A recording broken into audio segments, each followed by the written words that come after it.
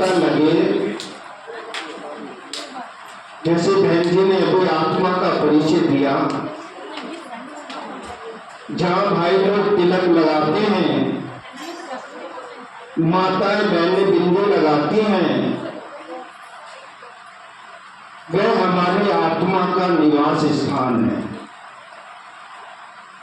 यहां से 2.5 इंच अंदर की ओर बिल्कुल मस्तिष्क के पास आत्मा विराजमान है।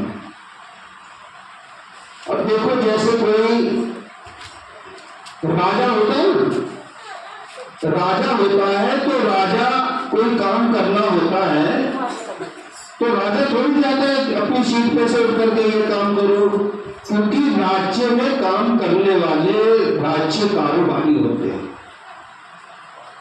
मंत्री है, संतरी है, वह अपना अपना काम करते, राजा तो सिर्फ हुक्म देता है। ऐसी हमारी आत्मा भी जो भ्रुकुटी के बीच, कहते ना, भ्रुकुटी के बीच चमकता है अजब सितारा, गरीबानो साहिबा लगता है प्यारा। तो आत्मा जो है यहां पर बैठ करके कोई अगर हाथ से कोई कार्य करना हो तो आत्मा उतर के हाथ में थोड़ी जाएगी कि अब ये कार्य करना है, पैर में जाएगी अब चलो तुम्हें वहां चलना है, नहीं। आत्मा अपनी सीट पर रहती है ना। जैसे राजा अपनी सीट पर बैठ करके हुक्म करता है, ऐसी आत्मा भी अपनी सीट पर बैठ करके हुक्म करती है। उसके पास में 3 शक्तियां होती हैं।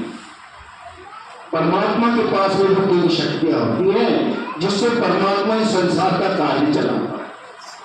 तो परमात्मा के पास 3 शक्तियां क्या हैं और हमारे पास 3 शक्तियां क्या हैं, ये बड़ी महत्वपूर्ण बात है। हमारे पास जो 3 शक्तियां होती हैं वह है मन, बुद्धि और संस्कार, है ना। मन जो होता है, मन एक संकल्प शक्ति है। विचार, जितने भी विचार आते हैं हमारे मन के अंदर आते हैं और मन उसके अपने पास नहीं रखता। अगर मन अपने पास रखता रहे तो बहुत ज्यादा उसके पास इष्टों की इकट्ठा हो जाएगा, क्या करेगा उसका। तो बुद्धि को हाथ क्या ट्रांसफर करता है। बुद्धि को कहते हैं निर्णय शक्ति। बुद्धि तुरंत निर्णय करती है उसका, और जब बुद्धि निर्णय कर देती है तो हम तुरंत कर्म में आ जाते हैं।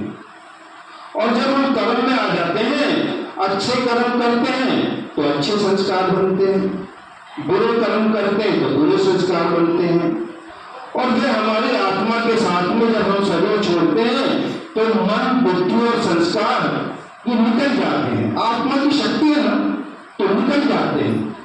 और निकल जाते हैं तो फिर इन संस्कारों के आधार से हमारा जन्म होता है। अब कैसे माने कि हम संस्कारों के आधार से जन्म होता है। अभी देखो, आपने प्रोग्राम देखे होंगे, टीवी पे प्रोग्राम आता है, जैसे इंडियन आइडल एक प्रोग्राम आता है, उसमें छोटे छोटे बच्चे गीत गाते हैं। इतना अच्छा गीत गाते हैं, बड़ा भी नहीं गा सकता।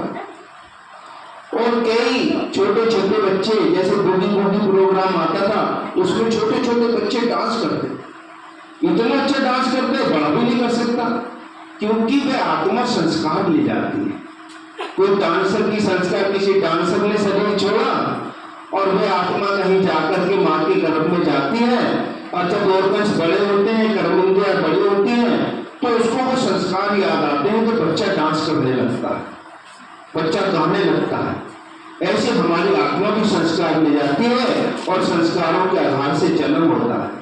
अब कैसे जन्म होता है देखो, कहते हैं कि 84 लाख जन्म होते हैं, भक्ति मार्ग में कहते हैं 84 लाख जन्म होते। अरे चलो 84 लाख जन्म होते हैं, जब सब कुछ सजाएं भोग करके आत्मा जब जन्म ले रही है इस दुनिया के अंदर, तो कितने बच्चे ऐसे जो अपाइश पैदा होते हैं। किसी के दिल में छेद है, किसी को टीबी है, अभी तो उसने कोई कर्म किया भी नहीं, लेकिन फिर ऐसा क्यों हुआ?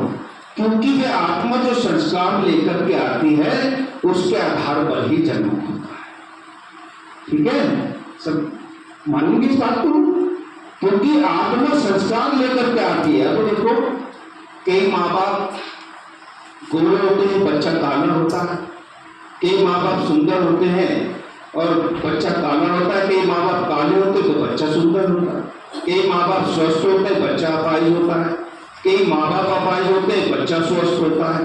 कारण क्या है? माँ बाप की गलती नहीं है, वे आत्मा जो संस्कार लेकर के आ रही है उसके आधार पर जन्म हुआ ना। और ऐसे ही परमात्मा के लिए भी कहते हैं, परमात्मा के पास में भी 3 शक्तियां होती हैं। जैसे आत्मा के पास अभी बताया 3 शक्तियां होती हैं।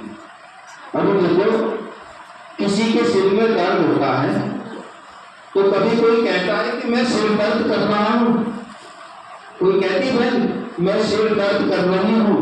नहीं, आज मेरे सिर में दर्द है, इसका मतलब हुआ सिर अलग है, मैं अलग हूं।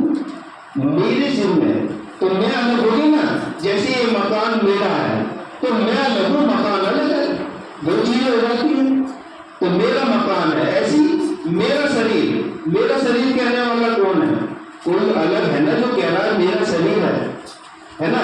जैसे कहते हैं ये मेरा हाथ है, किसी ने कहा मैं हाथ हूं, मेरा हाथ, तो हाथ कहने वाली आत्मा है, आत्मा अंदर से कहती है मेरा हाथ। अभी देखो आंखें होती है ना, सबकी आंखें क्या करती हैं? देखने का काम करती हैं, परंतु बंदे व्यक्ति में भी आंखें होती हैं। अब तो